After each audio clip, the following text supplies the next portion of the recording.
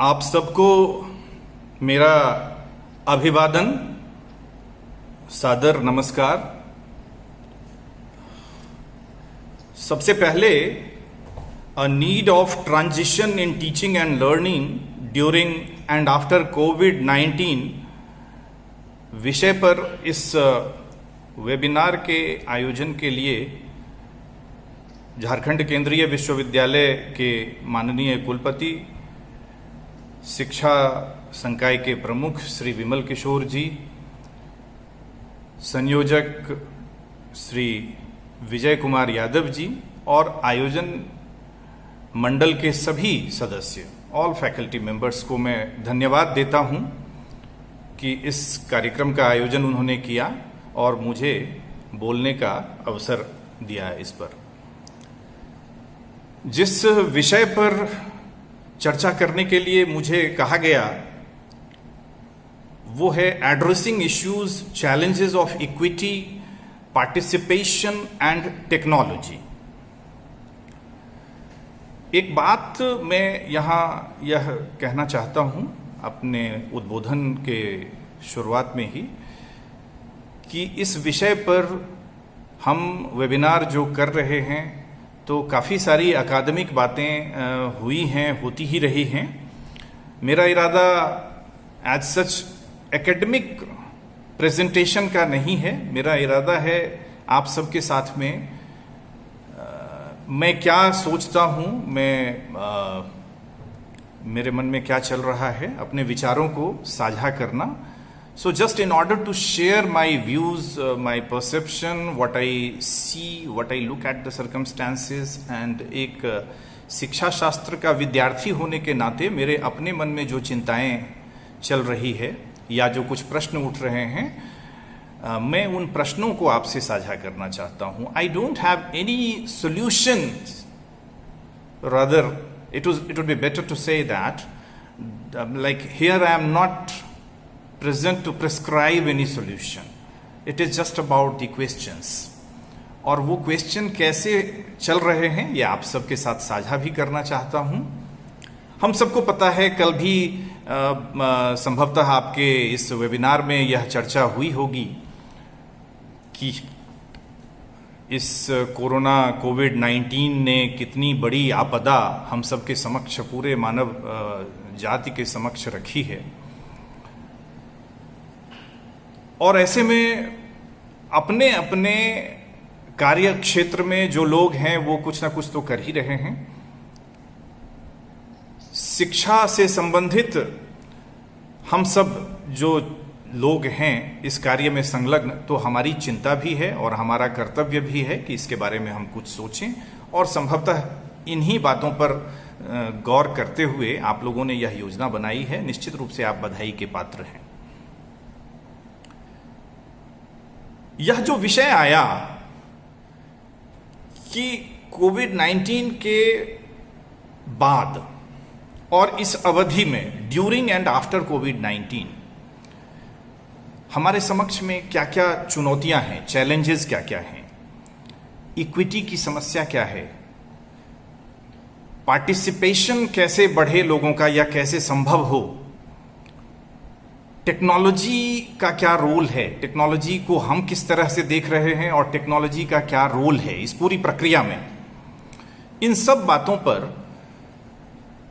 मैं कुछ अपनी बातें आप सबके साथ साझा करना चाहूंगा। मुझे विश्वास है कि जितने लोग इस वेबिनार में अभी जुड़े हुए हैं, मेरी बात उन तक पहुंच रही होगी। यह इससे पहले कि मैं भारत देश में हम क्या सोच रहे हैं, क्या चल रहा है, इसके बारे में हम सबको जानकारी भी है और इसके बारे में हम सब जो योजनाएं बना रहे हैं, जो कार्य कर रहे हैं, इस पर चर्चा थोड़ी करूंगा। मैं अपनी रिफ्लेक्शंस शेयर करूंगा। मैं आप सबके साथ एक अनुभव जो मेरा नहीं है, एक अनुभव साझा करना चाहूंगा, एक किसी रिसर्चर का। आप सबको पता होगा 21वीं सदी में यह जो कोरोना बिरादरी के वायरस का प्रकोप हुआ है, कोविड-19 का प्रकोप तो यह पहला है, परंतु कोरोना प्रजाति के वायरस का प्रकोप इससे पहले भी हो चुका है एक बार। और 2003 में संभवतः हुआ है 21वीं सदी का पहला पैंडेमिक आप कह सकते हैं, वह हुआ था SARS, SARS, SARS, severe acute respiratory syndrome. और इस सार्स की भी शुरुआत, इसका भी उद्भव दुर्योगवश चीन से ही हुआ था, जो पूरे विश्व में फैला। हम भारत में उससे अमूमन अछूते ही रहे थे। We were not affected to that extent by SARS उस समय में, परंतु यह महामारी फैली थी। और इस महामारी में सबसे पहले हांगकांग का एक अनुभव मैं साझा करना चाहता हूं। हांगकांग के एक रिसर्चर ने एक शोध किया इस पर। रॉबर्ट फॉक्स उनका नाम है। 2003 में एक मेनलैंड चाइना से एक कोई फिजिशियन जब हांगकांग पहुंचा तो अपने साथ में सार्स का वो विषाणु लेकर के आया था, और अचानक हांगकांग में महामारी की तरह वह फैल गई बीमारी। All of a sudden Hong Kong के सभी विद्यालयों को बंद कर दिया गया, क्योंकि जो सबसे पहले प्रभावित होने वाले समाज के सदस्यों में से बच्चे हमारे होते हैं और उनकी चिंता स्वाभाविक होती है। तो हांगकांग में 2003 में कुल 1302 विद्यालय थे। अभी शायद बढ़े हों या उतनी ही संख्या हो, 1302, जिसमें से कि तकरीबन आधे या आधे से कुछ ज़्यादा प्राइमरी और शेष सेकेंडरी स्कूल्स थे। और उसमें 10 लाख बच्चे पढ़ रहे थे उस समय में, और उनको पढ़ाने वाले 50,000 से ज़्यादा टीचर्स थे। मैं ये बातें क्यों कर रहा हूं, आपके मन में अगर आ रहा हो तो मैं बीच में ही यह बात बता दूं कि उस सार्स नामक महामारी से जब हांगकांग का आमना सामना हुआ तो किस तरह से वहां के विद्यालयों में शिक्षकों के समक्ष में स्थिति उत्पन्न हुई और किस तरह से उन लोगों ने इसका सामना किया,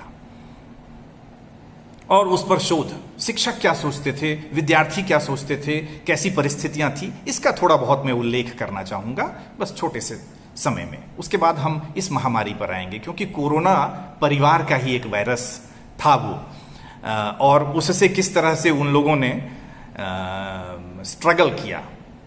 यह शायद हमारे लिए, जिस तरह से हम इतिहास पढ़ते हैं तो अपने भविष्य के लिए हमें अपनी योजना बनाने में मदद मिलती है, तो शायद थोड़ा सा वहाँ का रिफ्लेक्शन हमारी अंतर्दृष्टि को शेप लेने में मदद प्रदान कर सके। तो उसमें ऐसा हुआ कि अचानक सभी शिक्षकों को कहा गया कि अब आप घर से पढ़ाना शुरू करेंगे, जैसे आप सबको अभी विश्वविद्यालयों में कहा गया है। अचानक स्कूल टीचर्स को कहा गया कि आप सब घर से पढ़ाना शुरू करिए, ऑनलाइन एजुकेशन देना शुरू करिए। बच्चों को सबको घर में रोक दिया गया। उनके पेरेंट्स को कहा गया कि आप कोऑपरेट करिए, डाटा प्रोवाइड करिए, इंटरनेट की सुविधा प्रोवाइड करिए, और हमारे टीचर्स बच्चों को घर में ही पढ़ाएंगे। और फिर अध्यापकों ने पढ़ाना शुरू किया। बहरहाल वो सार्स के प्रभाव की एक अवधि थी निश्चित, वो अवधि समाप्त हुई और उसके बाद से पुनः वहां पर रूटीन में क्लासेस शुरू हुई। उसके बाद ये जो रिसर्चर हैं, इन्होंने उन अध्यापकों से इंटरव्यूज लिए, इनका साक्षात्कार लिया और बच्चों से मुलाकात की, पूछा उस अवधि में क्या हुआ, उसका परिणाम क्या हुआ, ये सारी बातें। अब जो ये शोधकर्ता रॉबर्ट फॉक्स महोदय थे, उन्होंने इसका वर्णन किया है अपने एक शोध पत्र में।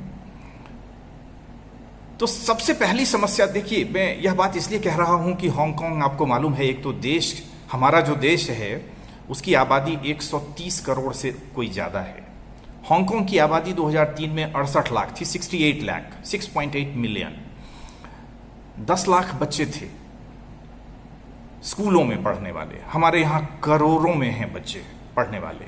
हांगकांग हम एक देश के रूप में अगर लें तो हांगकांग हमारे से विकास क्रम में आगे है। भौतिकवादी विकास की बात मैं कर रहा हूं, संसाधनों के विकास की बात मैं कर रहा हूं। तो वहां पर सुविधाएं निश्चित रूप से हमसे ज्यादा थीं।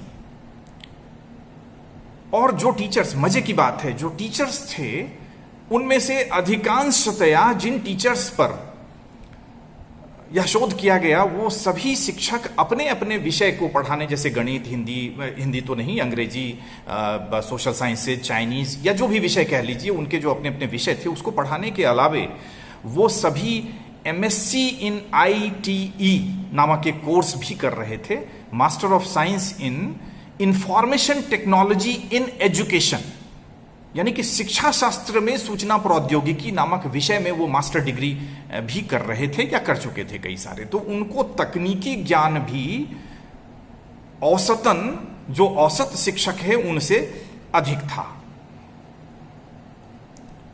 इसके बावजूद जो शोध कार्य हुआ तो उसके जो परिणाम निकल करके आए, मैं बस अगले कुछ मिनटों में वह साझा करूंगा कि जब उन अध्यापकों से पूछा गया कि क्या आपने इस अचानक से जो परिस्थिति बदली उसका सामना कर लिया, सफलतापूर्वक संभाल लिया उस स्थिति को, तो उनमें से अधिकांश ने कहा कि नहीं, वे ना तो मानसिक रूप से और ना ही योजना के रूप में प्रिपेयर्ड थे। वो तैयार नहीं थे इस परिस्थिति के लिए। कोई नहीं तैयार होता। हम सभी, अचानक लॉकडाउन हुआ, हमें क्या पता था, हमने कब सोचा था कि आज हम इस तरह से गूगल मीट या जूम इसके माध्यम से वेबिनार कर रहे होंगे, क्लासेस ऑनलाइन हम ले रहे होंगे। हमने कभी नहीं प्लान किया। इतने वर्षों से हम पढ़ा रहे हैं, यह माध्यम ही हमें बहुत ज़्यादा दिल के करीब नहीं लगता रहा। तो उन शिक्षकों ने भी, जो कि इतने विकसित प्रदेश में रह रहे, वो भी मानसिक रूप से तैयार नहीं थे और उनकी योजनाएं भी उतनी नहीं थी। बहरहाल एकदम से जब वो आ गया, सरकारी आदेश जारी हुआ, तो सभी लग गए उस कार्य में। हम सभी लग गए, शिक्षक जाति। अभी हम सभी यही कार्य कर रहे हैं, डाटा खर्च कर रहे हैं और इसके माध्यम से यथासंभव अपने अपने विद्यार्थियों तक पहुंचने की चेष्टा कर रहे हैं। परंतु जो मौलिक समस्याएं उत्पन्न हुई वो उन शिक्षकों ने जो बखान किया, हम में से शायद कुछ लोग महसूस कर रहे होंगे इस चीज को। वहां के शिक्षकों ने पहले किया क्या, ये मैं बता दूं अगले 1 मिनट में, कि वहां के शिक्षकों ने एक तो ऑनलाइन टीचिंग देना शुरू किया। दूसरा, वहां पर जो अगर एक कक्षा में 20-30 विद्यार्थी हैं, 20-25, वहां पर अमूमन 20 विद्यार्थियों पर एक शिक्षक का अनुपात था उस समय में भी। तो उन्होंने 3-4 बच्चों का एक ग्रुप बनाया और उसको याहू डिस्कशन ग्रुप या फिर और कोई जो इंटरनेट पर उपलब्ध डिस्कशन ग्रुप है उसमें सिर्फ 4 लोगों का एक ग्रुप बनाया, कोई 5 लोगों का बना रहे थे। इस तरह से अपने क्लास के विद्यार्थियों की संख्या के आधार पर उन्होंने डिस्कशन ग्रुप बनाया। होता क्या है कि जब आप ऑनलाइन टीचिंग करते हैं तो ऑनलाइन टीचिंग में ये प्रायः शुरू में, अब जैसे अभी ही है, हम 2 वे कम्युनिकेशन की बात कर तो रहे हैं, पर जैसा आप सबने अभी महसूस किया कि प्रारंभ जब अभी मेरे उद्बोधन की शुरुआत जब हुई तो इसमें सब तरफ से जो खुला हुआ था, म्यूट नहीं थे लोग, तो आवाजें अलग अलग प्रकार से आ रही थी, तो एक सुनने में भी डिस्टरबेंस हो रहा था, सुनने में बाधा पहुंच रही थी। मुझे बोलने में भी लग रहा था क्योंकि मेरे कान में वो आवाजें अलग अलग प्रकार की आ रही थी। तो यह बाधा 2 वे कम्युनिकेशन में तो होती है, ध्वनि विस्तार की, अनपेक्षित ध्वनि प्रदूषण की बाधा।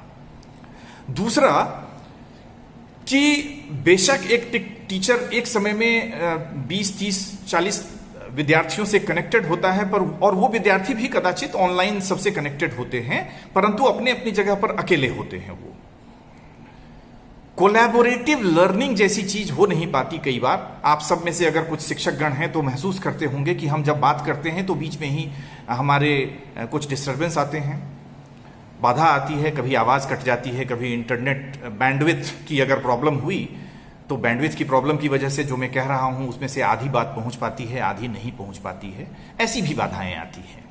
तो कुल मिलाकर के संवाद, संप्रेषण, कम्युनिकेशन जो है वो प्रॉब्लमेटिक हो जाता है। और जो डिस्कशन ग्रुप है उसके अलावा टीचर्स ने एक तो वो किया ऑनलाइन टीचिंग, फिर डिस्कशन ग्रुप क्रिएट किया, फिर ईमेल पर उन्होंने मटेरियल भेजना शुरू किया। उन्होंने अपनी तरफ से सारी कोशिशें की। इसके बावजूद समस्याएं ये आई कि जो 4-5 बच्चों का ग्रुप था उनकी जो अपनी चिंताएं थी उस ईमेल के माध्यम से वो जब टीचर को भेज रहे होते थे तो टीचर को अगर जवाब देने में दिक्कत आती थी तो स्टूडेंट एंजाइटी में फिर से दोबारा ईमेल भेजता था, sir I have sent this email, I am not getting reply so far from you. अब टीचर तब तक में किसी दूसरे को अटेंड कर रहा है या वो कुछ और कर रहा है, इतने में वो 4-5 ईमेल उधर से आ जाते थे। The kind of anxiety level, क्योंकि बच्चे को लगता था अगर जल्दी से मुझे नहीं मिला उत्तर तो मैं असाइनमेंट में क्या दे पाऊंगा, क्या लिख पाऊंगा। फिर कई बार बच्चों को यह लगता था कि the way through this online communication system teacher is teaching us and if any query is emerging so immediately we are not able to put forth those queries. ये समस्या आती थी कि मन में अगर किसी भी प्रकार की कोई जिज्ञासा उत्पन्न हुई तो तुरंत नहीं हम कर पा रहे, कई बार आवाज आ रही, अभी भी देखिए कई आवाजें आ रही हैं। ये समस्याएं होती थी, इसके लिए किसी को दोषी नहीं ठहराया जा सकता। इसका कारण क्या है इस पर भी हम आते हैं। लेकिन एक बात हुई, मैं इसको कट शॉर्ट करता हूं, कि उन शिक्षकों ने यह कहा कि हमने ऑनलाइन जो चीजें तैयार की उससे हमें यह लाभ हुआ कि भविष्य में हम इसके साथ आगे कुछ प्रयोग और कर सकते हैं। भविष्य में ऐसी परिस्थिति ना आए, अभी तो जैसे बिल्कुल ही आ गई। 2003 के बाद में ये सार्स प्रजाति का उस कोरोना परिवार से ही एक और वायरस जो अति खतरनाक निकला, इसने और अधिक कहर ढा दिया है पूरे विश्व पर। तो यह जो समस्या उठी तो उन्होंने कहा कि यह हमारे लिए प्रिकर्सर का काम किया इस अनुभव ने, जिसके आधार पर जैसे 4-5 बच्चों का ग्रुप है, हम कोलैबोरेटिव लर्निंग की बात कर रहे हैं, कोई प्रोजेक्ट दे रहे हैं 4-5, क्योंकि 20 बच्चे अगर ऑनलाइन एक साथ होंगे तो कदाचित संवाद संप्रेषण ठीक से नहीं हो पाएगा, एक दूसरे को अपनी बात नहीं कह पाएंगे वो, इत्यादि इत्यादि। तो 4-5 का कोलैबोरेटिव ग्रुप है, अगर डिस्कशन ग्रुप हमने दिया है तो शायद इसको और थोड़ा सा मैच्योरिटी अगर आ जाए, इस प्रोसेस में मैच्योरिटी आ जाए तो बच्चों को हम डील कर पाएंगे। कुछ समस्याएं और भी थी इमोशनल। होता क्या था कि हम सभी जानते हैं कि बच्चे किशोरावस्था में बच्चे या वैसे भी किसी भी उम्र में बच्चे इमोशनल फ्लक्चुएशंस के दौर से गुजरते हैं, उनकी मेंटरिंग की आवश्यकता होती है। प्रत्यक्ष में जो मेंटरिंग होती है वो ऑनलाइन मेंटरिंग जो है वो प्रत्यक्ष मेंटरिंग को रिप्लेस नहीं कर सकता ये प्रोसेस। और उस मेंटरिंग में वो काउंसलिंग में जो साथ बिठा करके, पास में बिठा करके गाइड करते हैं बच्चे, थोड़ा सा टीचर उनको सांत्वना प्रदान करते हैं, कंसोल करते हैं, उनकी परिस्थितियों को समझते हैं, वो प्रक्रिया ऑनलाइन कदाचित नहीं हो पाती उतनी। तो वो सारी समस्याएं थी, क्योंकि पढ़ाने का, शिक्षा की प्रक्रिया का एकमात्र कार्य सिर्फ सूचनाओं का आदान प्रदान नहीं है। उसके साथ में एक और समस्या यह थी कि जिन कौशलों के विकास की बात की जाती है अलग अलग विषयों के माध्यम से, तो उन कौशलों के विकास को टीचर भली भांति असेस नहीं कर पा रहे थे उस समय में ऑनलाइन, क्योंकि सारा कुछ ऑनलाइन था। ऑनलाइन में ये संभव नहीं हो पाता था। कई बार आप वाचन कौशल को कैसे करेंगे? अगर आपको प्रोनाउंसिएशन ड्रिल करवा करके देखना है कि बच्चों का उच्चारण कितना शुद्ध हो रहा है, अब ऑनलाइन में कई बार जब डाटा प्रोसेसिंग ठीक नहीं हो रही है, बैंडविड्थ कमजोर है, तो आप उच्चारण कौशल को कैसे जांच सकते हैं? कई प्रकार के ऐसे कौशल होते हैं, हम सभी शिक्षा शास्त्र के अध्येता हैं, हम सबको मालूम है। कई ऐसे कौशल हैं जिसके लिए कि प्रत्यक्ष होना बड़ा ही आवश्यक होता है। तो खैर, ऑनलाइन ने जहां एक तरह से अचानक बून, एक आविष्कार की तरह, एक वरदान की तरह मदद किया इस मोड ने ऐसी विषम आपदा की स्थिति में, वहीं पर इसकी कुछ सीमाएं भी थी, कई अनुभव हैं। मैं अब अगले अपने व्याख्यान के दौरान, अपने उद्बोधन के दौरान उन अनुभवों को मिक्स करके, उन अध्यापकों के अनुभव को मिक्स करके अपनी बातों को आगे बढ़ाता हूं। वह एक अनुभव था, उससे कुल मिलाकर के यह निकला कि 100% तो यह वो नहीं हो सकता, सब्स्टिट्यूट नहीं हो सकता, इसका विकल्प नहीं हो सकता 100%, 100%। हाँ, लेकिन हमारे शिक्षण की गुणवत्ता को यह निश्चित रूप से प्रभावी बना सकता है, सुधार सकता है। परंतु इसमें भी बहुत से कैच हैं, बहुत से ऐसे रिस्क हैं, रिस्क फैक्टर्स हैं, हम सबको पता है। बहुत कुछ कहने की भी आवश्यकता नहीं है, फिर भी मैं थोड़ा सा याद भी दिलाऊंगा इसको। अब हम हांगकांग से भारत देश की ओर आते हैं। अपने देश की परिस्थिति को समझने की कोशिश करते हैं। अपने देश में एक शोध आंकड़े के अनुसार अभी कुल मिलाकर के विद्यार्थियों की संख्या लगभग 44.5 करोड़ है, 44.5 करोड़। और ये संख्या जो है वो है जो कि प्राइमरी क्लास से लेकर के 24 वर्ष तक के बच्चों की संख्या हम कह लें। हो सकता है कि यह मेरा आंकड़ा गलत भी हो, क्योंकि मैंने शोध नहीं किया है, कहीं पर लिखा हुआ था जिसका मैंने उल्लेख किया है। प्राइमरी क्लास और सीनियर क्लासेस में भी एक बड़ा फर्क होता है। हम सभी क्योंकि टीचर एजुकेशन से संबंधित हैं, तो हम यह तो कह सकते हैं कि हमें फिलहाल हम बीएड के बच्चों को पढ़ाते हैं या एमएड के बच्चों को पढ़ाते हैं, पर हमारे वो बच्चे स्कूल के बच्चों को पढ़ाने वाले हैं। तो हम सब की चिंता विद्यालय शिक्षा से संबंधित भी है प्रमुखतः। हम सबको अभी जैसे ही हम सोच रहे हैं कि सितंबर में अगर सत्र प्रारंभ होता है, तो इसमें अभी हमें विद्यालयों में भी जाना है अपने बच्चों को शिक्षण अभ्यास के लिए। मुझे नहीं मालूम कि हम लोग किस प्रकार से टीचिंग प्रैक्टिस करवाएंगे अपने बच्चों को।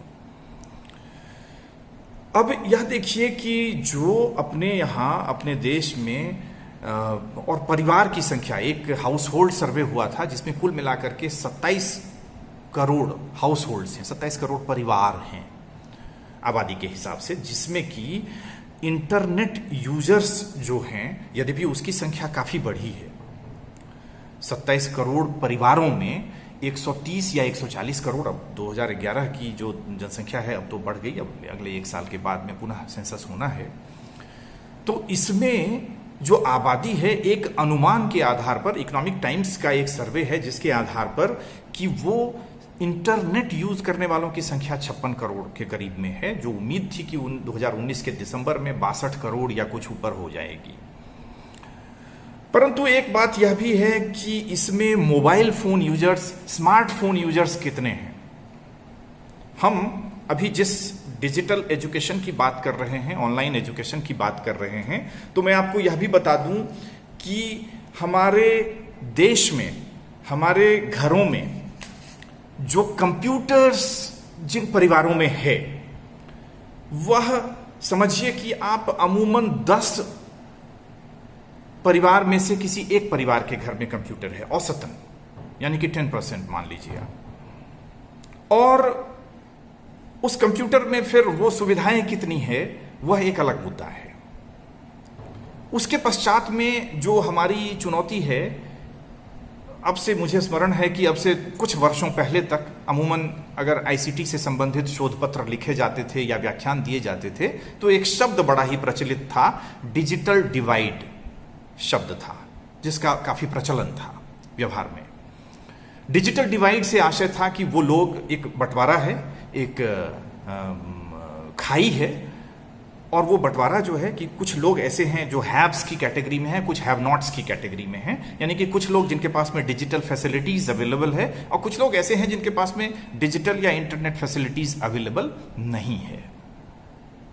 मेरा यह मानना है कि अब जाकर के, जबकि हमारा देश इंटरनेट के मामले में विश्व के सर्वाधिक इंटरनेट यूज करने वाले 3 देशों में, चाइना, इंडिया और यूएसए, ये विश्व के सर्वाधिक इंटरनेट यूजर्स कंट्रीज में से आते हैं, ऐसे में भी यहां पर एक और जनरेशन डिजिटल डिवाइड की है।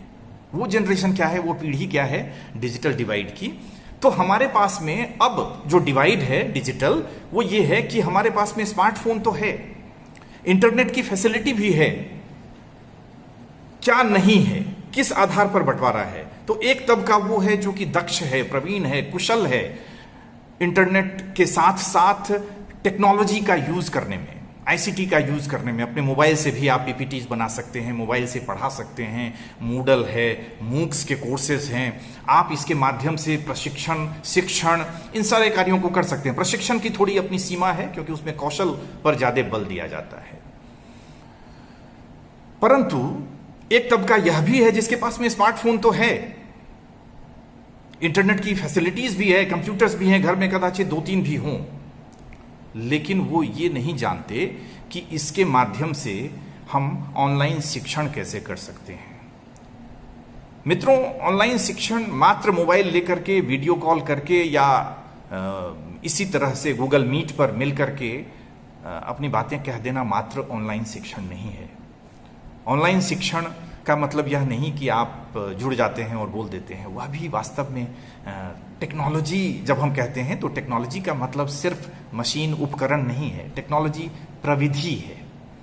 टेक्नोलॉजी गैजेट्स को टेक्नोलॉजी नहीं कहते, टेक्नोलॉजी उन विधियों को कहते हैं, उन तकनीकों को कहते हैं। तकनीक एक थियोरेटिकल कॉन्सेप्ट है, एक सैद्धांतिक संकल्पना है, उसको कहते हैं technology, bye means of which you plan to execute any work, you plan to implement the way you have formulated your strategies to do anything. For teaching, we can have our own strategies of teaching, we can have our own strategies of communicating the concepts to our learners, and how we plan, how we conceptualize the framework of our strategies and then to move upon to execute those things, वो पूरा का पूरा framework जो होता है, वो पूरी की पूरी जो प्रविधि होती है, वह टेक्नोलॉजी कहलाती है।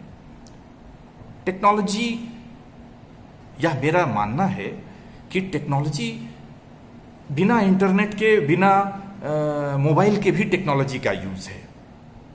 अगर आप अपने घर में अपने बच्चों को मिट्टी के खिलौने के माध्यम से गणितीय संकल्पना को पढ़ा रहे हैं, बता रहे हैं, वह भी टेक्नोलॉजी का ही एक दृष्टांत होता है, वह भी तकनीक है। इसे हमें नहीं भूलना चाहिए। Technology, it's good, it's fine that nowadays technology is being characterized by ultra advanced gadgets, ultra advanced equipments and digital facilities। वो ठीक है, पर टेक्नोलॉजी का आशय है कि ऐसी संकल्पना, ऐसा फ्रेमवर्क जिसकी सहायता से आप पूर्व में कन्वेंशनल तरीके से, पारंपरिक तरीके से किए गए कार्य को और अधिक बेहतर बना सकते हैं, और अधिक प्रोडक्टिव बना सकते हैं, उत्पादक बना सकते हैं। यह टेक्नोलॉजी है। तो बहरहाल यह देखिए कि अपने देश में सुविधाएं क्या क्या हैं और अपने देश की रेडीनेस क्या क्या है। मेरे कुछ व्यक्तिगत अनुभव भी हैं और कुछ जो इधर उधर से अपने मित्रों से, सहकर्मियों से जो सुनता हूं, उसके माध्यम से भी अनुभव है। जब हम डिजिटल डिवाइड की बात करते हैं तो मैंने अभी क्या हुआ कि एक सर्कुलर आया कहीं से, जो कि भाई आपको ऑनलाइन अगर क्लास लेनी है तो आप उसका उल्लेख करेंगे और आप बताइए लिख करके कि आप क्या क्या करने वाले हैं और किस माध्यम से करने वाले हैं, गूगल मीट पर या गूगल क्लासरूम के माध्यम से या क्या। तो एक शिक्षक ने जो दिया, मैं कहीं की बात कर रहा हूं, एक शिक्षक ने जो अपनी योजना प्रस्तुत की बना करके, और वो योजना जब संयोगवश मुझसे या मेरे विभाग से संबंधित नहीं था वो विषय, या मेरे संस्था से संबंधित नहीं था, मगर संयोगवश यह देखने को मिला, सत्य है, मगर मैं उनकी गलती नहीं ये कह रहा हूं।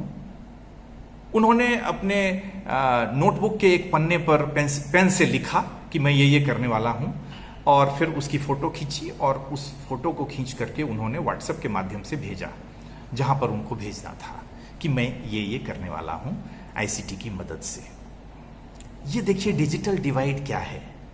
हम आईसीटी की मदद से पढ़ाने जा रहे हैं, उसकी योजना बना रहे हैं, पर हम टाइप नहीं कर पा रहे हैं, हम लिख करके उसकी फोटो खींच करके व्हाट्सएप पर भेज रहे हैं। डिजिटल डिवाइड ये बहुत ही बारीकी से समझने वाली चीज़ है कि हमारी इस वर्तमान पीढ़ी में यह भी एक डिजिटल डिवाइड है। हम में से अधिकांश लोगों को यह पता ही नहीं है कि हम एडमोडो नाम की कोई चीज़ होती है जिसके माध्यम से हम असाइनमेंट्स दे सकते हैं, मूडल पर क्लास लेना, उसके माध्यम से परीक्षाएं आयोजित करवाना, कंस्ट्रक्टिव क्लासरूम की जो हम कल्पना करते हैं उसमें मूडल बहुत ही महत्वपूर्ण भूमिका निभाता है। यह भी, ये सारी चीज़ें हम में से बहुतों को ये कदाचित पता नहीं रहती। यह डिजिटल डिवाइड का एक उदाहरण है जो कि सेकंड जनरेशन डिजिटल डिवाइड है। इस समस्या से वर्तमान समय में शिक्षण कार्य में लगे अधिकांश लोग जूझ रहे हैं। मैं आपको बताऊं कि यह जो समय है, यह समय बड़ा ही अद्भुत समय है। इस समय में कुछ लोग ऐसे हैं जो कि 20वीं सदी में पैदा हुए, 1901 से लेकर के 1999 तक कह लीजिए, और जो हमारे छात्र हैं उनमें से कुछ लोग ऐसे हैं जो 21वीं सदी में पैदा हुए, सन 2000 से जन्म लिए हुए। इन दोनों के माइंडसेट में, इन दोनों के एक्सेस में, एक्सेसिबिलिटी टू गैजेट्स, फैसिलिटीज और इन सब में, तो यह भी एक बहुत बड़ा गैप है जिसके बारे में हमें सोचने की आवश्यकता है। और ऐसे में हमारे समक्ष में अचानक जब परिस्थिति आती है तो हम डिस्कार्ड तो नहीं कर सकते इस पूरी प्रक्रिया को कि नहीं ऑनलाइन हम नहीं कर पा रहे तो इसको जो है हम नहीं अपनाएंगे। नहीं, ये विकल्प तो है नहीं इसका फिलहाल, वो तो हमें करना ही है। पर कितनी मात्रा में, यह बात मैं यहां इसलिए साझा कर रहा हूं कि आफ्टर कोविड-19 हम क्या करने वाले हैं, इसके उद्देश्य को ध्यान में रखते हुए। एक और बात है, एक दो शब्दों को, कॉन्सेप्ट को मैं लाना चाहूंगा, साझा करना चाहूंगा। मान लीजिए कि डिजिटल फैसिलिटीज हो गई हमारे पास में इंटरनेट की सुविधा हो गई, हमारे पास में मोबाइल हो गया, हम एक ग्रुप में जुड़ करके क्लास भी कर सकते हैं। पर एक चीज होती है, उसे कहते हैं डिजिटल एटिक्वेट, कुछ लोग इसे नेटिक्वेट भी कहते हैं। डिजिटल एटिक्वेट क्या है? ऑनलाइन मर्यादा, ऑनलाइन आचरण की मर्यादा, शिष्टाचार। यह मैं नैतिकता अनैतिकता से जोड़ करके यह बात नहीं कह रहा हूं। होता यह है कि हम मोबाइल का यूज तो कर लेते हैं, हम फैसिलिटीज हाथ में आ जाती है, लेकिन क्योंकि हमारा प्रशिक्षण अभी उस प्रकार का नहीं हुआ है। मैं देखता हूं कई वेबिनार में या कई गूगल मीट में मैं देखता हूं कई बच्चे जब होते हैं, या लोग भी, बड़े भी, ये सिर्फ बच्चों की बात नहीं है, बड़ों की भी बात है, अचानक से आपको स्क्रीन पर दिखने लगता है कि कोई प्रेजेंट कर रहा है। वो दरअसल उसका इंटेंशन प्रेजेंट करना नहीं होता है, परंतु अचानक से कोई वक्ता है और स्क्रीन पर वो प्रेजेंट, समबडी इज प्रेजेंटिंग, वो आने लगता है नोटिफिकेशन। कई बार क्या होता है कि आपने सुना होगा, अगर कोई बोल रहा है पीछे से, या तो प्रेशर कुकर की सीटियां बज रही होती है या कोई और किसी चीखने चिल्लाने की आवाज आ रही होती है। मैं इसे नैतिकता अनैतिकता से जोड़ करके नहीं देख रहा हूं, मैं सिर्फ यह कह रहा हूं कि जब हम किसी माध्यम की मदद से किसी कार्य को संपादित करने का प्रयास करते हैं तो हमें उन सब चीजों को भी ध्यान में रखने की आवश्यकता होती है कि उस वक्त में वह प्रक्रिया अबाध चले, बिना किसी डिस्टरबेंस के चले। ये एटिकेट से संबंधित बातें होती हैं। इसका कई बार क्या होता है, हमारे मन में होता है कि हम करें, पर हमें पता ही नहीं होता है। हम अचानक से शुरू होते हैं और ऑल ऑफ अ सडन वो पता चला, एकदम से किसी ने आकर के कोई आवाज लगा दी, तो हमारे पास में यह साधन नहीं होता कि हम उस आवाज को आगे तक नहीं पहुंचने दें, हम यहां से उसको रोक दें। तो ये एक डिजिटल लिटरेसी से थोड़ा सा आगे की बात हो गई। डिजिटल लिटरेसी में डिजिटल डिवाइड जो सेकंड जनरेशन है वह, उसके बाद डिजिटल एटिकेट। अब ऑनलाइन लर्निंग को अधिक से अधिक कोलैबोरेटिव, मान लीजिए कि हमें ऑनलाइन लर्निंग करनी है, ऑनलाइन टीचिंग लर्निंग प्रोसेस को करना है, तो इसको अधिक से अधिक कोलैबोरेटिव कैसे बनाया जाए, यह भी संकट आता है हमारे समक्ष में। कई बार हमारे सामने में यह आता है कि क्या सुबह से शाम तक जो हमारा रूटीन में क्लास चलती थी जिस तरह से, क्या हम उतनी क्लासेस हम ऑनलाइन माध्यम से चलाएं? क्या ऑनलाइन लगातार उस माध्यम से फटीग का शिकार नहीं होएंगे बच्चे? क्या और कई बार समस्या आती है, हमारे बच्चे कहते हैं कि सर डाटा खत्म हो गया, क्योंकि मोबाइल में अधिकतम 1 या 1.5 GB प्रतिदिन की एक लिमिट भी होती है। अब अगर सुबह से शाम तक में 6-7 क्लासेस चल रही है तो वो 2 वे डाटा प्रोसेसिंग हो रही है, वो डाटा खत्म हो जाता है। क्या ऑनलाइन का मतलब सदैव ऑनलाइन रह करके शिक्षण होना है, या इसका कोई दूसरा विकल्प भी है? इस पर भी हमें विचार करने की जरूरत है। मैं आपको एक बात बताऊं कि हम उस देश में रह रहे हैं। अभी 2019 अक्टूबर में विश्व बैंक ने, वर्ल्ड बैंक ने एक नए कॉन्सेप्ट के साथ में एक नए प्रकार की मेजरमेंट की शुरुआत की। उसे कहते हैं लर्निंग पॉवर्टी। लर्निंग पॉवर्टी, अधिगम विपन्नता। वर्ल्ड बैंक ने यूनेस्को इंस्टीट्यूट ऑफ स्टैटिस्टिक्स की मदद से उन्होंने पूरे विश्व में जितने देश हैं उसमें से बहुत से देशों का उन्होंने एक आकलन किया। लर्निंग पॉवर्टी का मतलब होता है, उन्होंने जो परिभाषित किया है वर्ल्ड बैंक ने, कि 10 वर्ष की उम्र का अगर कोई बच्चा हो जाता है तो उसको कम से कम पढ़ पाने की रीडिंग कैपेबिलिटी होनी चाहिए। 10 वर्ष का बच्चा कम से कम देख करके उसके उम्र के हिसाब से एज स्पेसिफिक अगर कोई कंटेंट दिया जाता है तो उसको वो पढ़ पाए ठीक से। अगर वो नहीं पढ़ पा रहा है तो that student will fall under the category of learning poverty. अधिगम विपन्नता की श्रेणी में वो बच्चा उसे रखा जाएगा। मैं लर्निंग पॉवर्टी में पॉवर्टी जैसे शब्द से बहुत अधिक सहमत हूं नहीं हूं, वो एक अलग विषय हो सकता है, पर एक कैटेगरी है। हमारे देश में जो आकलन हुआ तो 55%, 55% प्राइमरी क्लास में, प्राइमरी लेवल पर, लेट प्राइमरी में 10 वर्ष की उम्र के बच्चे हो ही जाते हैं। लेट प्राइमरी क्लास के बच्चे 55% ऐसे थे जो अपने एज स्पेसिफिक, मैं ये नहीं कह रहा हूं अब आ ई क ख ग घ तो सभी पढ़ लेंगे, पर जितनी की 10 वर्ष के बच्चों से जिस कंटेंट को, जिस पैराग्राफ को पढ़ने की अपेक्षा की जाती है, उस अपेक्षा पर 55% लेट प्राइमरी ग्रेड के बच्चे सफल नहीं हो पाए। जिस देश में अधिगम विपन्नता की यह स्थिति है, लर्निंग पॉवर्टी का यह लेवल है, वहां पर स्कूलिंग में ऑनलाइन फैसिलिटीज कहां तक सीमित हो सकती है, यह हम सबके लिए विचार करने का अनुभव विषय है। और ऐसे में फिर हम क्या करें? मैं बार बार उधर भी देख रहा हूं घड़ी की तरफ, मेरा समय पूर्ण होने वाला है। मैं कोशिश करता हूं इसको समेटने की, कि ऐसे में हम पार्टिसिपेशन को, अधिगम शिक्षण की प्रक्रिया, टीचिंग लर्निंग प्रोसेस की प्रक्रिया में अधिक से अधिक बच्चों को कैसे पार्टिसिपेट करवाएं। यह संकट तो आ गया हमारे समक्ष में। अब जो यह संकट आ गया तो हम चुप करके घर में बैठ भी नहीं सकते, हमें पढ़ाना है, यह हमारा हम सबका दायित्व है।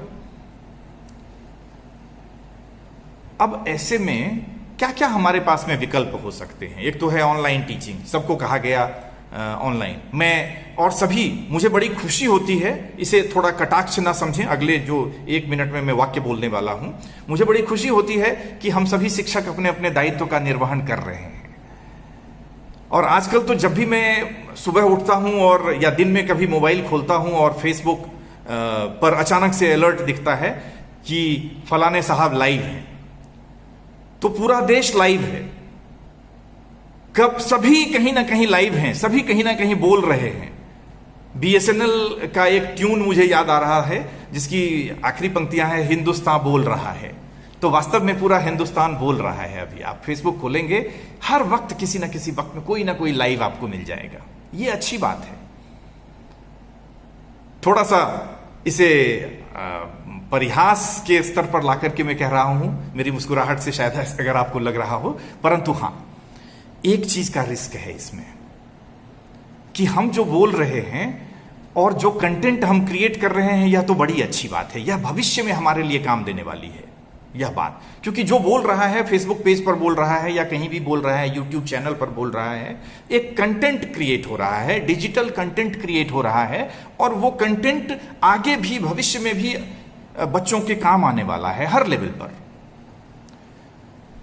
जो रिस्क है वो ये है कि उस कंटेंट की वैधता को सुनिश्चित कौन करेगा। उस कंटेंट को, वो कंटेंट या उसके माध्यम से जो सूचनाएं दी जा रही हैं वो सूचनाएं कितनी सही है, परफेक्ट कितनी है, इसको सुनिश्चित कौन करेगा? या तो अच्छा है कि चलिए सभी बोल रहे हैं, एक ही विषय पर अगर 10 लोग बोल रहे हैं तो निश्चित रूप से विद्यार्थियों को ये चॉइस रहेगी कि वो जिस लेक्चर को सुनना चाहे उसे सुने, नहीं तो दूसरे को बंद कर दे। और इसमें से जिसका अधिक समझ में आने योग्य होगा वो बच्चे सुनेंगे, विद्यार्थी सुनेंगे, जिसका नहीं समझ में आने होगा नहीं सुनेंगे। तो ये चॉइस तो रहेगी बच्चों के पास में, कंटेंट भी बहुत रहेगा। निश्चित रूप से ये बहुत ही अच्छा काम है। और इस कोरोना के प्रभाव में इतने एंजाइटी, आपदा, फ्रस्ट्रेशन, इन सब से बचने से बच करके बाहर निकलने का यह बहुत ही नायाब तरीका है और लोग कर रहे हैं, सभी पढ़े लिखे शिक्षक प्रजाति के लोग कर रहे हैं। निश्चित रूप से वो सराहना के पात्र हैं। पर मेरा अनुरोध भी है सबसे कि जब वो कंटेंट को, क्योंकि वो जो बोल रहे हैं वो रिकॉर्ड होकर के ऑनलाइन स्पेस में, साइबर स्पेस में सुरक्षित रह रहा है, आप उसे डिलीट कर सकते हैं, परंतु वो दूसरों की पहुंच में तो है वो अभी। और जब लोग उसे मान लीजिए डाउनलोड करके रख लेंगे तो आपके डिलीट करने से भी वो डिलीट नहीं होगा, वो उनके पास सेव रहेगा। तो यह अवश्य ध्यान रखना है कि जो कंटेंट हम डिलीवर कर रहे हैं वो कितना वैध है। ऑनलाइन की अपनी कुछ बाध्यताएं हैं, जैसे कि आप कौशल विकास ठीक से नहीं कर सकते, अलग अलग प्रकार के जो स्किल डेवलपमेंट हैं वो नहीं कर सकते। एक और समस्या है ऑनलाइन में, सिंबॉलिक इंटरैक्शन जो होता है। हम आप सभी शिक्षा शास्त्र के अध्येता यह जानते हैं कि संवाद संप्रेषण में सिंबॉलिक इंटरैक्शन का कितना महत्वपूर्ण योगदान होता है। तो ऑनलाइन कम्युनिकेशन में सिंबॉलिक इंटरैक्शन की उतनी प्रभावी भूमिका नहीं हो पाती है।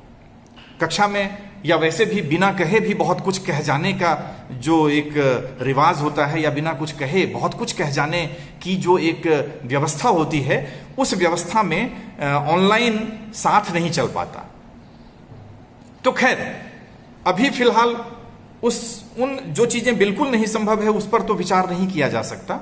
मेरा यह भी एक सबमिशन है कि यह 100% विस्थापन, प्रतिस्थापना नहीं हो सकती ऑनलाइन के माध्यम से जो हमारा फेस टू फेस टीचिंग था, लेकिन हाँ, यह हमारे रूटीन टीचिंग की गुणवत्ता को अवश्य बढ़ा सकता है।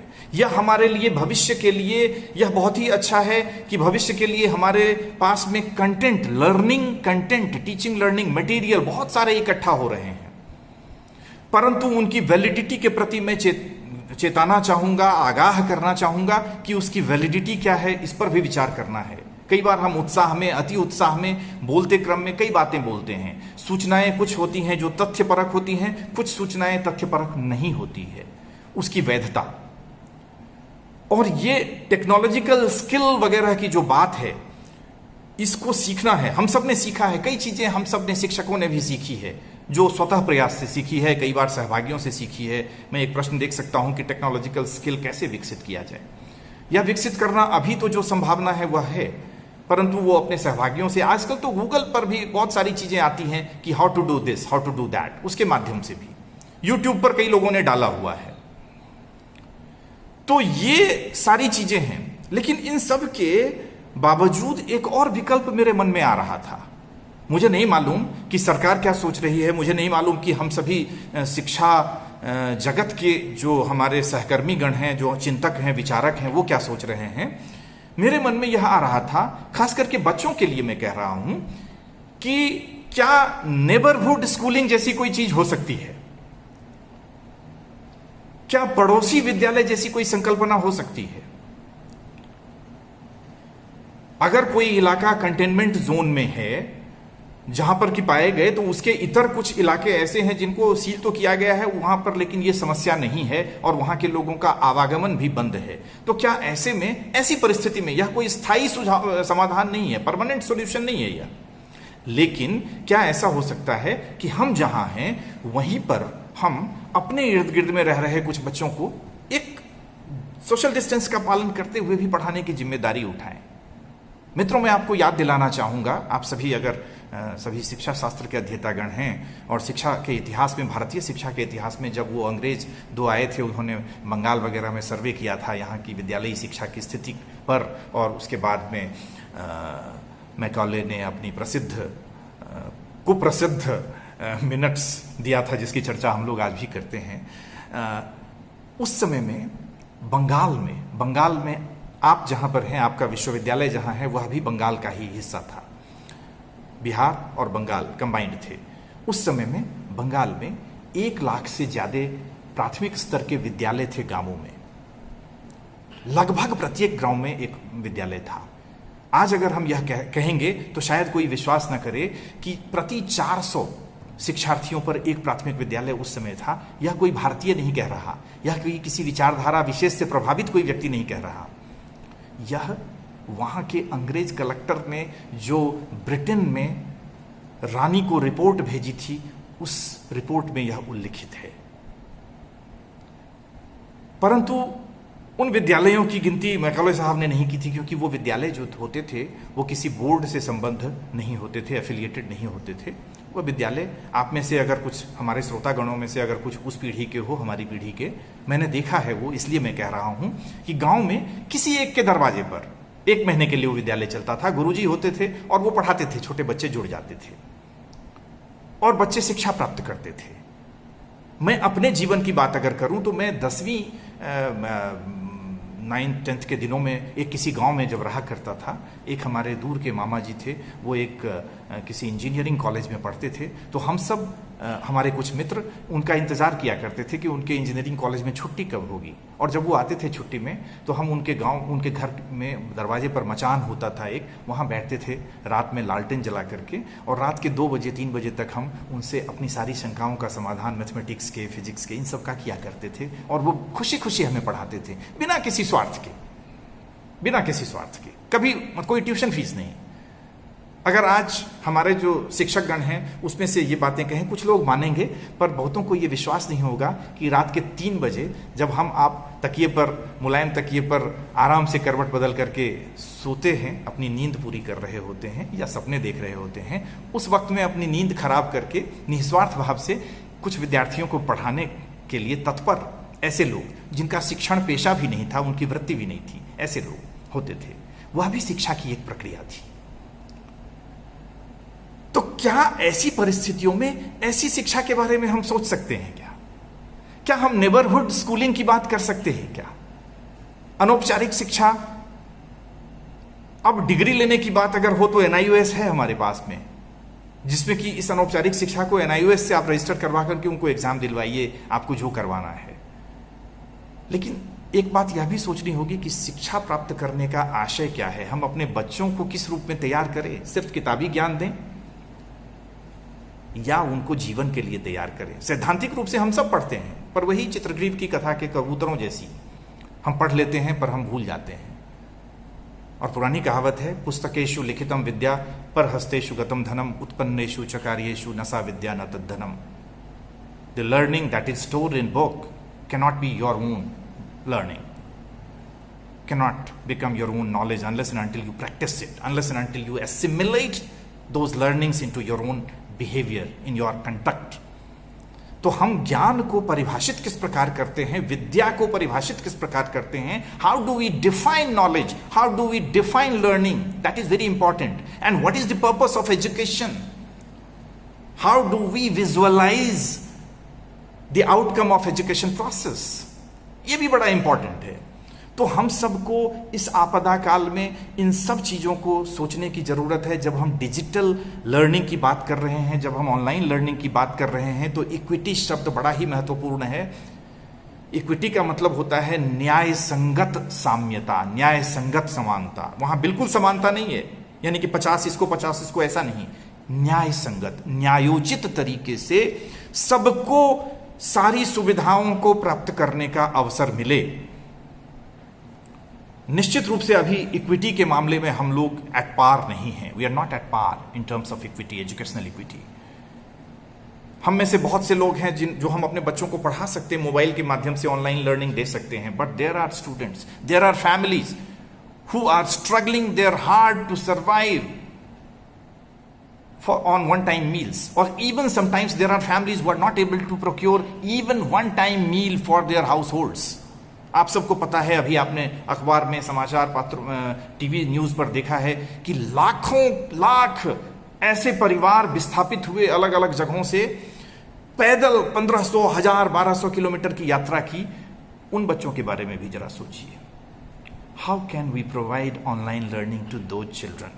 Are we capable of doing that? Are we capable to provide this? Are we capable to sustain and maintain online learning and educational equity, digital equity?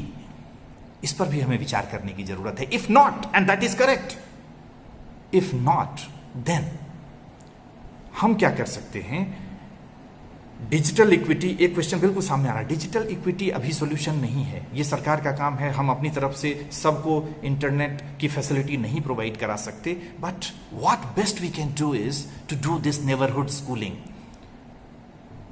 और साथ में यह कि ऑनलाइन करिकुलम की बात जब हम करते हैं, ऑनलाइन टीचिंग की बात करते हैं, उसमें असेसमेंट का हम कैसे करेंगे? Fixation. How will we be able to assess our students? हम क्या मूल्यांकन करेंगे? मैं तो यह कह रहा हूं, अगर पूरे अपने उत्तरदायित्व के साथ कह रहा हूं कि हमारी वर्तमान परीक्षा व्यवस्था भी जो है वह भी सही आकलन नहीं कर पा रही है, क्योंकि हमें मालूम ही नहीं होता कि किसी पाठ्यक्रम को करने के बाद में वास्तव में हम कौन सा आउटकम देखना चाहते हैं.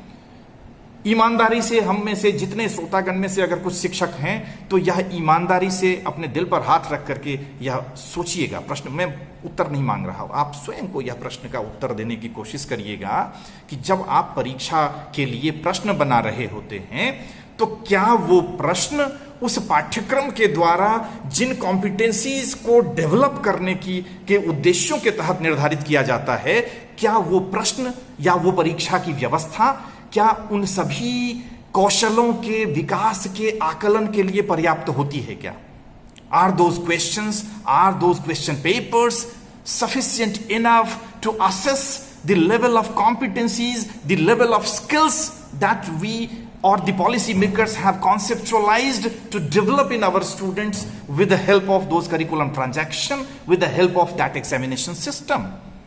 Are we able to frame those questions? Are we able to assess our students through that way? इस पर भी हमें विचार करने की जरूरत है. ऑनलाइन में अभी बहुत सारी चीजें हैं जिस पर हमें सोचना है. बहुत लंबी बातें हो सकती है. हम इक्विटी नहीं कर सकते. पार्टिसिपेशन हम कैसे बढ़ाएं? तो collaborative learning is one way.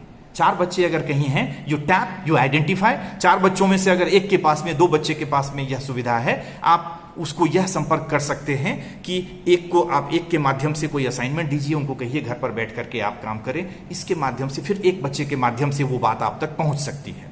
So those are the techniques, this is the technology. यहां पर टेक्नोलॉजी की बात मैं कर रहा हूं. वो टेक्नोलॉजी आपके मोबाइल से फ्री है.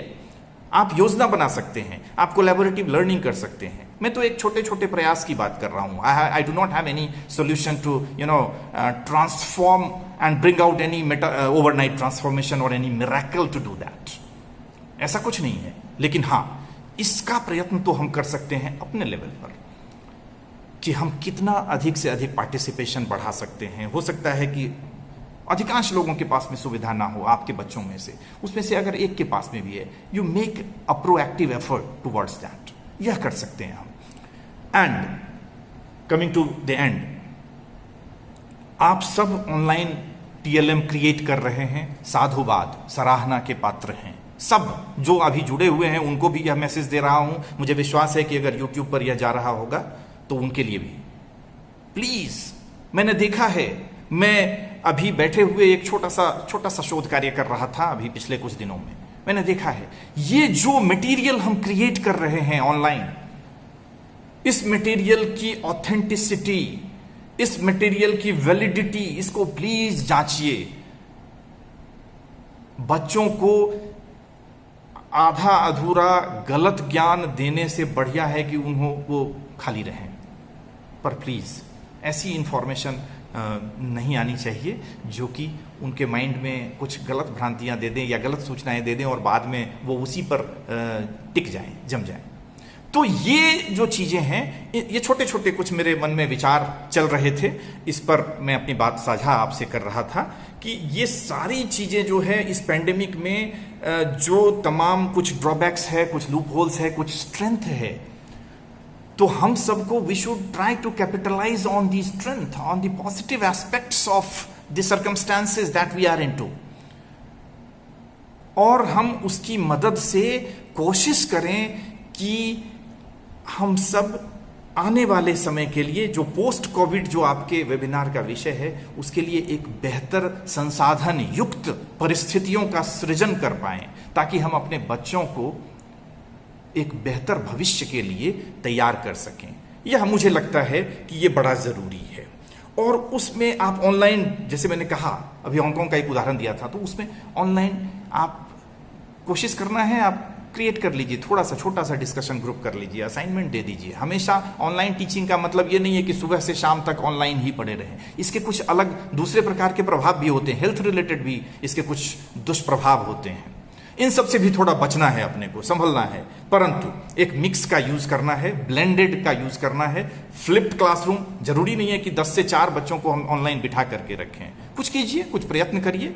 पार्टिसिपेशन अलग अलग तरीके से बढ़ती है। आप ये मत सोचिए कि वो बच्चा इस स्कूल में पढ़ रहा है तो यहां पर क्यों। अगर संभव हो, हर आदमी थोड़ा सा अगर संभव हो तो इसको प्रयत्न यह होना चाहिए कि अपने नेबरहुड में यथासंभव जितनी आप चेष्टा कर सकते हैं एजुकेट करने की, जितना प्रयास आप कर सकते हैं अपने स्तर पर। मैं तो यह भी आह्वान करना चाहूंगा, अगर आप बीएड को या एमएड को पढ़ाते हैं तो थोड़ी देर के लिए थोड़ा जूनियर लेवल पर भी बच्चों की मदद कर दीजिए, वह भी एक अच्छा विकल्प होगा।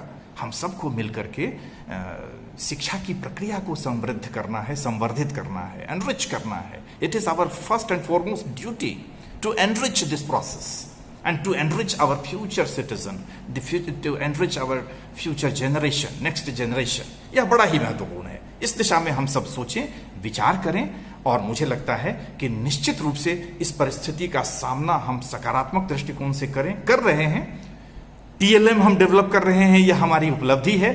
कुछ कौशल हम सभी डेवलप कर रहे हैं, यह भी हमारी उपलब्धि है। आइए हम सब मिल करके इसको निखारें, इसको बेहतर करें, और थोड़ा वैलिड ऑथेंटिक टीएलएम भी डेवलप करें, भविष्य के लिए तैयार करें। और वर्तमान समय में जो बच्चे इस आपदा से ग्रस्त हैं, वो सिर्फ सुविधा से वंचित नहीं हैं, कई प्रकार की मानसिक संवेगात्मक समस्याओं से भी जूझ रहे हैं। इस दिशा में भी हमें विचार करने की जरूरत है। 1-to-1 मोबाइल पर भी, ऑनलाइन जरूरत नहीं, मोबाइल पर भी उनसे बात करके आज समाधान कर सकते कई चीजों का। आप बात तो करके देखिए, कई बातें मन में आ रही है। जो 12वीं के स्टूडेंट हैं वो अपने इंजीनियरिंग, मेडिकल या किसी करियर में जाने के लिए चिंतित हैं। 10वीं के छात्र हैं, वो आगे के लिए तैयारी करना चाह रहे थे, वो सब कुछ रुका पड़ा है। सीबीएसई का रिजल्ट नहीं आया है, टेंशन में हैं लोग। ये सारे जो हैं उसमें हम क्या कर सकते हैं, यह करिए। इक्विटी अगर आप नहीं दे सकते, डिजिटल इक्विटी आपके बस में नहीं है कि सबको आप इंटरनेट की सुविधा उपलब्ध कराएं, लेकिन जितना हो सकता है, अगर एक के माध्यम से 4 को सुविधा मिल सकती है, उस दिशा में किस प्रकार हम अपना योगदान दें, उस दिशा में भी सोचने की जरूरत है। और हमेशा डिजिटल रह करके ही ज्ञान प्राप्त हो, कतई संभव नहीं है। तो इसलिए ब्लेंड के रूप में लीजिए, 100% विस्थापित विकल्प के रूप में न लीजिए, और आइए मिलजुल करके इस परिस्थिति का सामना करें। मुझे लगता है कि पोस्ट कोविड-19 में भी हम इसको बेहतर बना सकते हैं, और अपने अतीत के सबक से भविष्य के लिए हम तैयार रहने की सतत प्रयत्न, चेष्टा कर सकते हैं। यह बहुत अच्छी बात है। तो चलिए, बहुत समय हो गया, मुझे दिया गया समय अब पूर्ण हुआ। इसके साथ ही मैं आप सबको पुनः धन्यवाद देते हुए, हार्दिक आभार व्यक्त करते हुए, मेरे शिष्य वहाँ विजय हैं, उन्होंने मुझसे बात की थी। वहाँ जो विभागाध्यक्ष हैं डॉक्टर विमल किशोर जी, उनसे मेरी बात हुई थी, आग्रह किया। आप दोनों का आभार, विश्वविद्यालय के माननीय कुलपति महोदय का आभार कि मुझे सुनने के लिए आप लोगों ने इतना वक्त निकाला। आप सबको बहुत बहुत धन्यवाद।